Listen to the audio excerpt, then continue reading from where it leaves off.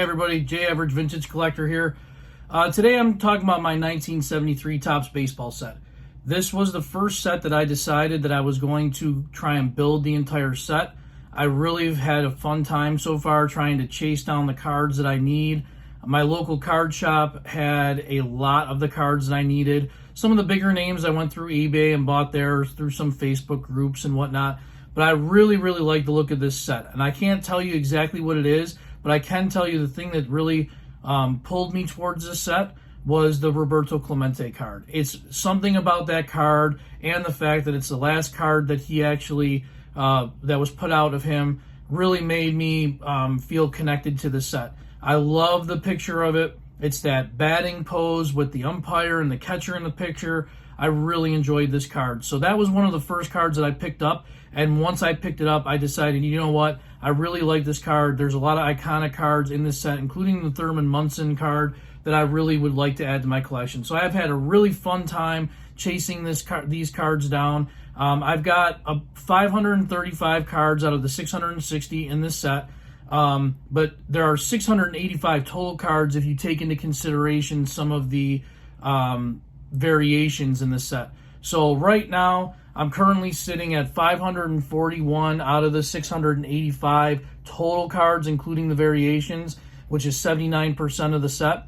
And I have 535 out of 660 cards, period, in the regular set. So that's about 81%. The only really big cards I'm missing from this set are the Willie Mays, the Goose Gossage rookie card, and the Reggie Jackson card. Those are really the three that are the bigger cards that I'm missing. So I'm just going to show a few of the cards that I have in the collection right now that I do like and that I've pulled out and actually kept them separate into top loaders. So let me show them. Okay, so first and foremost, here's this Roberto Clemente card, 1973 Topps. This is the one that kind of made me fall in love with the set. Just an action picture. Love this card.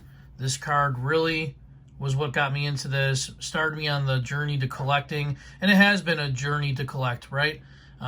Trying to find these cards, even the commons, has been really fun.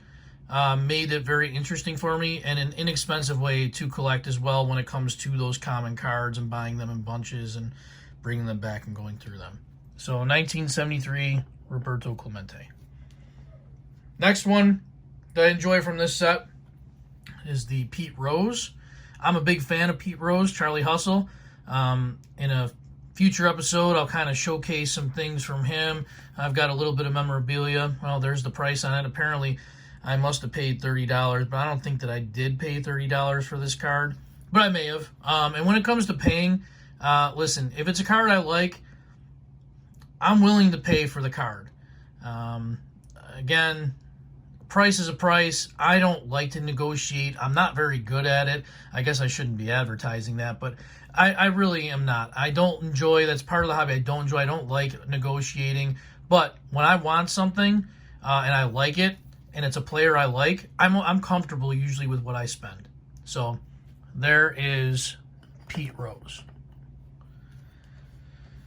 Next one, go to Jim Palmer. Back to those Orioles. Again, they're like my second favorite team. I've got some family that lives outside of Baltimore, and I've been to Camden Yard more than I've been to any other park around.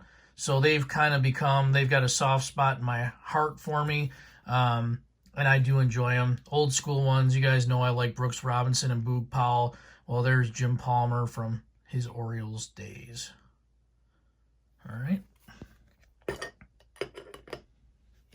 Next up, this one took me a while to get. This is Nolan Ryan. I really like this pose. Any Nolan Ryan from the 70s is a really nice card. I don't have too many of them. This is one of the few that I do have. Nolan Ryan, he also played for the Astros for a long period of time, so I really enjoy having him in my collection, especially when he's in his Astros uniforms. But I mean, this guy is just a stud, and I don't think we'll see another type of pitcher like him moving forward. He's just, one of the ultimates that played the game. And one of the last individual cards that I'm going to showcase is the big one from this set, which is the Mike Schmidt rookie. Again, this took me some time to try and track down as well. I really was uncomfortable paying a lot of money for this card. I chased a lot of auctions trying to get a really good deal on this card and was not very successful. I ended up buying this at a local card show called Legends and Stars. They put 2 on a year, and this was from one of the local dealers that I had never done business with before, and he gave me a pretty good deal on this. It's way off center, but it's a Mike Schmidt rookie, and I don't really care about it being off center. I just care about it being in my collection. So those are the 5 individual ones I wanted to showcase. I'm going to switch over, clear these out, and just go through my binder. If you want to stick around, please stick around. If not, thank you for watching, but I'm just going to go through a few other cards in my binder. Okay, so here we are. This is page 1. I have the majority of the cards in the low number. I'm missing, like I said, I've got 535 out of 660. Approximately 70 of those are high number cards. And then I talked about having the variations. Here's a prime example of some of the variations. You got some with the orange background and some with the when there's either trees in the background. Some of them are described as having, ears airbrushed out, which might be the case with Dave Garcia there. I'm sorry, Johnny Padres there. I'm not really sure offhand without looking at the checklist to see what it is. But again, just some of the stuff I have here. I've already kind of covered some of the big ones I've missed. There's a nice checklist, not checked off, no writing on it, which I really appreciate that. Bunch of Nolan Ryans and the league leaders in there. So as you can see, pretty decent set. I'm more about just completing this set. I'm not really sure. I love these cards. I mean, look at some of them have great action shots like that Ron Reed. There's Vada Pinson. Hopefully he gets into the Hall of Fame at some point. Raleigh Fingers down at the bottom there, bottom left.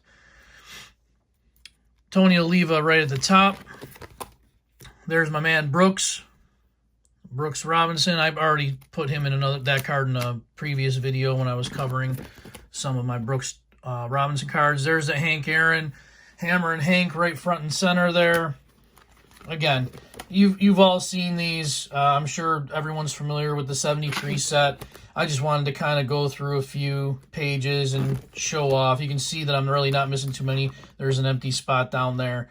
I'm not really sure who that one is for, but there's, like I said, quite a few that I need, and I will end up completing this at some point. I just don't know when. I do not have the Thurman Munson. I think that was one other card that I failed to say that I didn't have. There's Harmon Killebrew. So there are just so many good cards in this set. I love them all. Frank Robinson at the top. Nice action shot of his. Really appreciate it. So I am very happy to have this set. I'm very happy to have this set as one of the ones that I've built. You can see that as we get into the higher numbers, the pages have a lot more missing there. And that's kind of where I've got to start working on to, well, there's some really, this is definitely the high number portion of the set where I'm not really have too many. But I do have a lot of the rookie high numbers, which was nice to get my hands on those.